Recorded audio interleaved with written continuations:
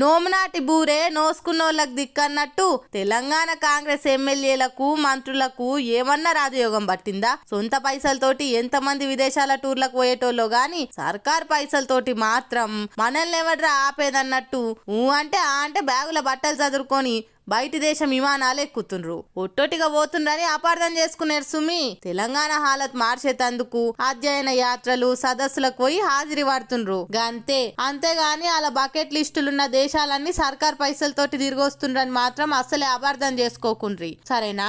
కానీ ఏమన్నా అధ్యయనం చేసి వస్తుండ్రా? బయటి దేశాలు పోయి అధ్యయనం చేసి రావాలని వాళ్ళు పడుతున్న ఆరాటం ఎంతో మందికి స్ఫూర్తిదాయకం. మొన్ననే చూడరాదుర్రి సియోల్ టూర్ కు ఎంతమంది పోయినరో. ఇప్పుడు టూరిజం సదస్సుకు లండన్ పోయిండు మంత్రి జూపల్లి సారు. ఒక్కడు కాదు, మళ్ళా తోడుకు ఎమ్మెల్యేలను కూడా తోలుకొని పోయిండు. అసలు శాఖలతోటి సంబంధం లేని ఎమ్మెల్యేలకు టూర్లతోటి ఏం పని భయ్యా అని మీరు అడగొచ్చు. మరి అదే మీకు దూరదృష్టి లేదని చెప్పేది. మూసి డెవలప్ అయినాక మన హైదరాబాద్ గల్లీలను కూడా లండన్ గల్లీ లెక్క ఎట్లా మార్చాలి, ఆడున్నట్టు మన తన ఎట్లా చేయాలని మర్చిపోకుండా మళ్ళా ఫోటోలు దిగి భద్రంగా డిజైన్లను జాగ్రత్తగా చేస్తుండ్రు అన్నట్టు.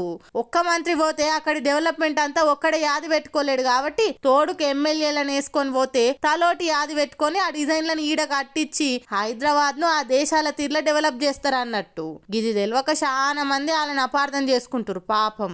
ఎంతైనా మన తెలంగాణ కాంగ్రెస్ లీడర్ల డెడికేషన్ వేరే లెవెల్ అబ్బా. వాళ్ళు మన పాలకులు గుండు మనమంతా చేసుకున్న 7-14 జన్మల పుణ్యఫలం అని కామెంట్లు చేస్తుండ్రు నెటిజనాలు.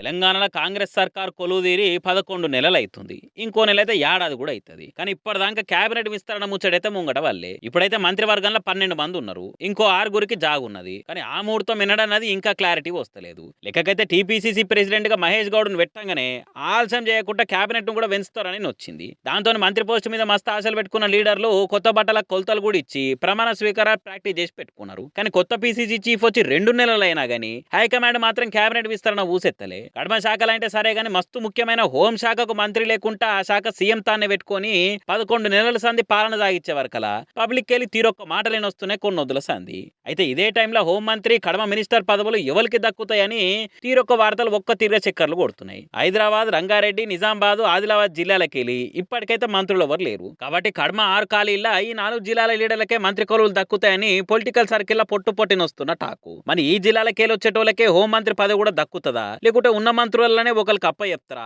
అనేది అందరు ఎదురు చూస్తున్న ముచ్చట. లేకుంటే మహిళా లీడర్ ను హోంమంత్రిని చేయాలనే కోణంలో సీతక్కకు పోస్ట్ ఇస్తారనే వార్తలు కూడా వస్తున్నాయి. మరి ఎవరినో ఒకళ్ళు గాని ఇప్పటికే ఏడాది దగ్గరకు వచ్చి మరి హోంమంత్రి లేకుండా పాలన సాగించిన బదనాం ఎందుకు? దబ్బున హోంమంత్రిని ప్రకటిస్తే పక్క పార్టీలు తీరొక్క మాటలనే సందు దొరకకుండా అవుతుంది కదా అని అనుకోబట్టిరట కరడు గట్టిన కాంగ్రెస్ కార్యకర్తలు కూడా.